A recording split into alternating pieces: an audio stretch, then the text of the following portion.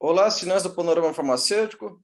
Meu nome é Geraldo Monteiro. Sejam bem-vindos e bem-vindas a mais uma edição do Panorama Talks, o nosso programa quinzenal dedicado ao setor de medicamentos e especialidades.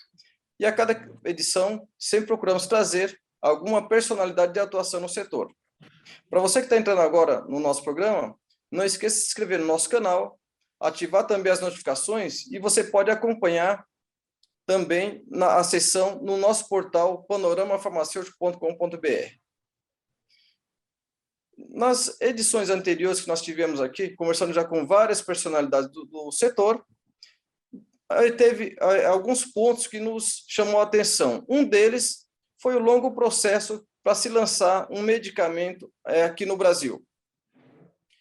E essa demora do lançamento de novos medicamentos aqui no Brasil, muitas das vezes pode dificultar a adesão aos medicamentos, ao tratamento, ou melhor, desculpa, ao tratamento dos pacientes e muitas das vezes também dificultar o acesso aos medicamentos inovadores.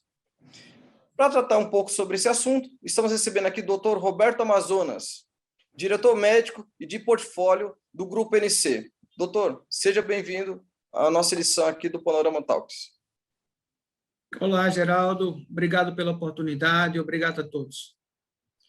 Doutor, nós sabemos dos aspectos regulatórios que existem no Brasil para se lançar um medicamento. Explica para nós quais são esses passos para se lançar um medicamento no Brasil e quanto tempo é necessário para que esse medicamento chegue ao usuário do produto aqui no Brasil. Ótima pergunta, obrigado pela pergunta. Bom, eu acho que a gente precisa talvez separar esses medicamentos em duas classes, né? Os medicamentos inovadores, que a gente chama de inovação radical, né? E inovação incremental. Quando a gente fala de inovação radical, realmente é um ciclo muito longo, né? Medicamentos de inovação radical, a gente está falando de classes terapêuticas que não existem, né? Quando a gente está trazendo um tratamento realmente novo. Então, isso é um ciclo longo, né? Que começa desde os estudos experimentais, né? Sejam eles em animais, muitas vezes com células, até as fases finais. Esse é um processo que dura 10, 12 anos, é um processo muito longo para percorrer todas essas fases. Quando a gente está falando de um medicamento de inovação incremental, aí a gente parte de um conhecimento prévio dessa droga e melhora ela, ou às vezes associa uma droga com outra para, muitas vezes, melhorar um ponto crucial do tratamento que você já abordou, que é a adesão ao tratamento. Nesses casos de inovação radical, é um processo que dura aí ao redor de 5, 6 anos. Então, o que difere, basicamente, nesses processos é o conhecimento prévio, principalmente com relação à segurança dessa droga.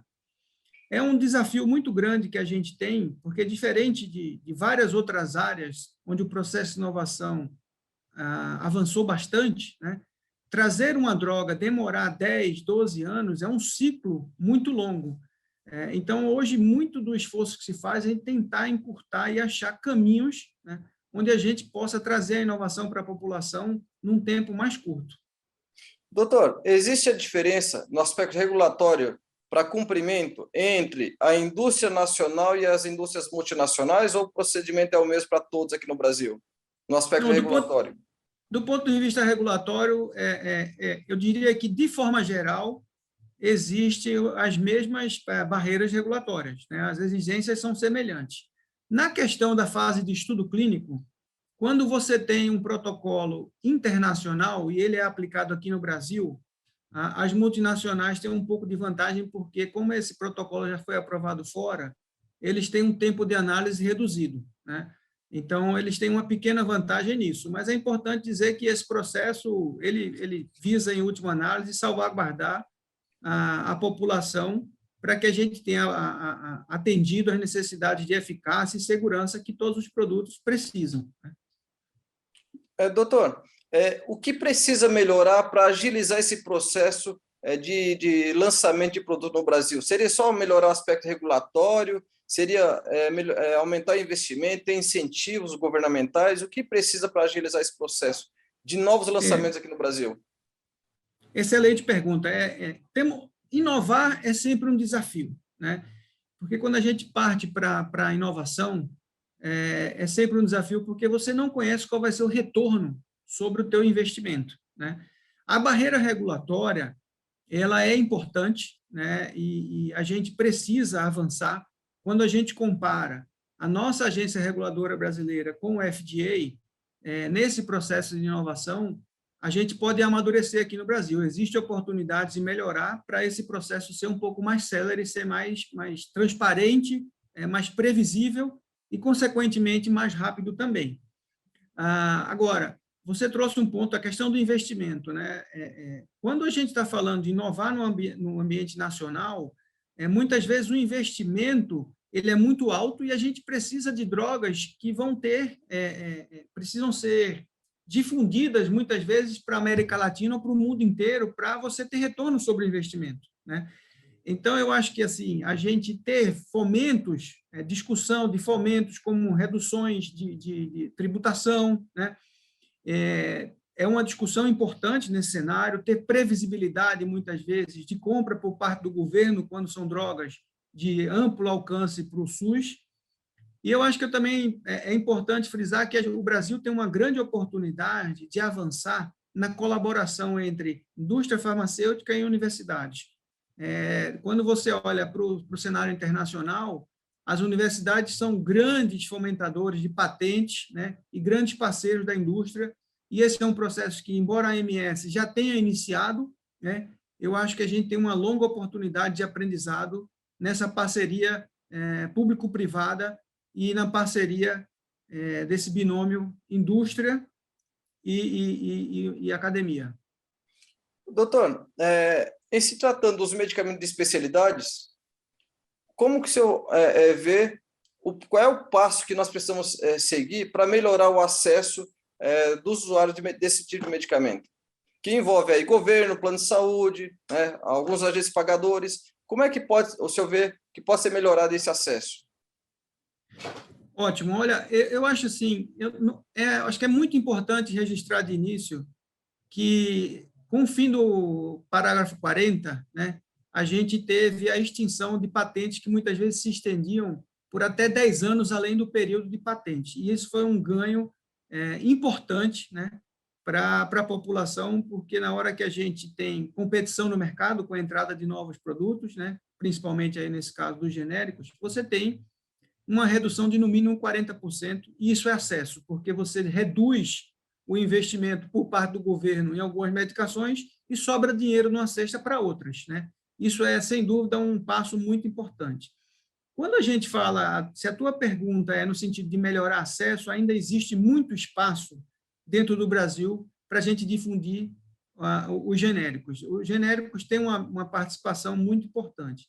Além disso, é preciso que fique claro que entrar com essas medicações, desse pacote de medicações de especialidades, é preciso muita estrutura e planejamento por parte da indústria nacional, para que a gente consiga, na hora que as patentes caiam, a gente esteja com esse medicamento pronto, né?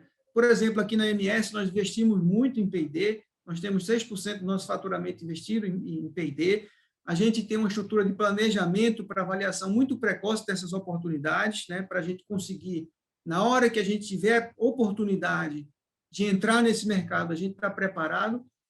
E eu acho que, por último, existe também um esforço muito grande por parte da AMS em buscar oportunidades de fora nesse medicamento de especialidade, né, do que a gente chama de doenças raras, por exemplo, lá fora, através da Brace Pharma.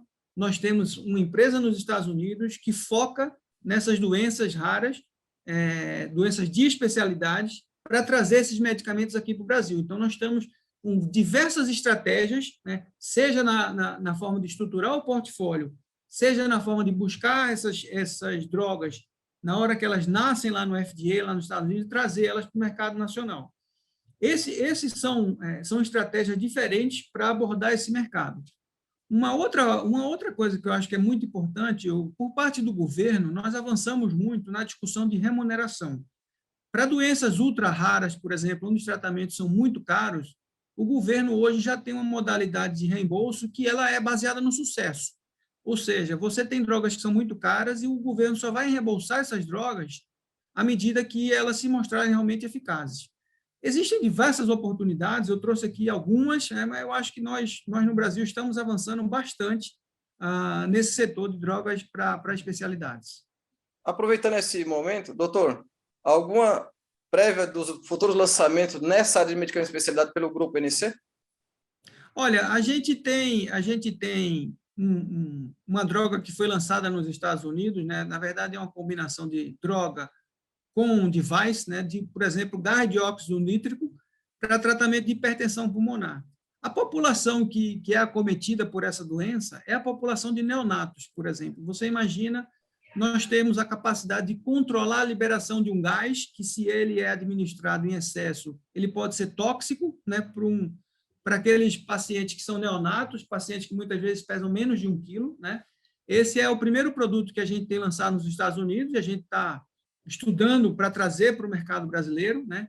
E temos diversas outras oportunidades dentro do nosso portfólio lá na Brace, como terapias para câncer, que são essas terapias que ficaram conhecidas como CAR T-cell, por exemplo, onde você extrai célula do próprio paciente, trata as células desse paciente para que elas sejam ativas contra, por exemplo, neoplasias refratárias, tipo neoplasias, cânceres refratários a vários tratamentos anteriores, reprograma essa célula e reinjeta, né? Nós temos esse tipo de terapia no nosso portfólio.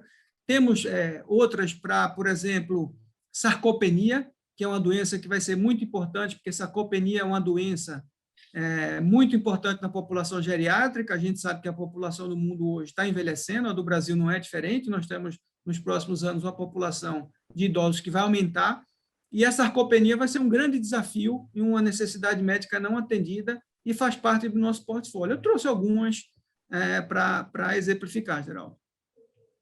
Doutor, muito obrigado pela sua participação. Foi muito esclarecedora aqui sua fala, né? E espero a gente revê-la aqui em outras oportunidades. Muito obrigado pela sua participação. Nós é que agradecemos a oportunidade. Conte conosco sempre. Obrigado e um bom dia. Obrigado. Espero que vocês tenham gostado de mais essa edição. Para você que nos acompanha, fica a dica. Se inscreva no nosso canal e ative as notificações. Acompanhe também a sessão no nosso portal panoramafarmacêutico.com.br.